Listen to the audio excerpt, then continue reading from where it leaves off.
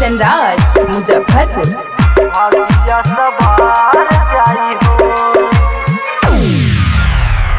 ए दीदी चर्च में चला यीशु जी के नाम जपा भागिया सवार जाई हो।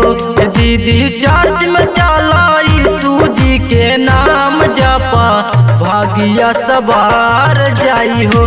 कि मन मंदिर में बसाला यीशु के अपनाइला भागिया सवार जाई हो। भैया चर्च में जाई यीशु जी के नाम जपा भागिया सवार देई हो। भैया चर्च में जाई यीशु जी के नाम जपा भागिया सवार जाई हो।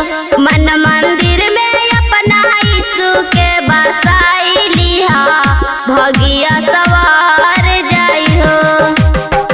भागिया mix by DJ Kanchan Raj Muzaffarpur. भागिया सवार जाई हो। सच्ची आराधना करना प्रार्थना सुबह शाम उठकर प्रभु यीशु नाम जपना। आत्मा में होई के करिले प्रार्थना यीशु मसीह जी के हमहु आराधना। कि मन मंदिर में अपना हो कि मन मंदिर में अपना यीशु के बसाई लिहा भागिया सवार देई हो। कि मन मंदिर में अपना यीशु के बसाई लिहा भागिया सवार देई हो।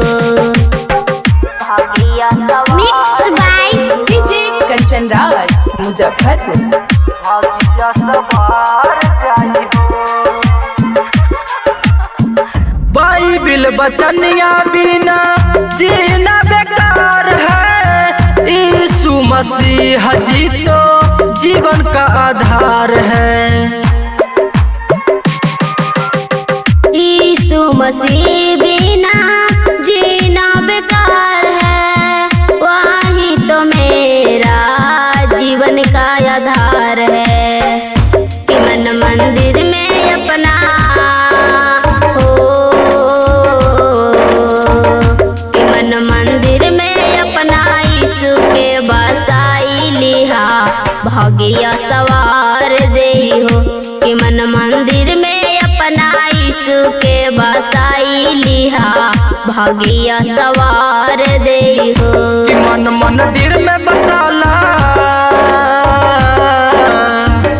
कि मन मंदिर में बसाला यीशु के अपनाइला भागिया सवार जाई हो। ए दीदी चर्च में चला यीशु जी के नाम जपा भागिया सवार जाई हो।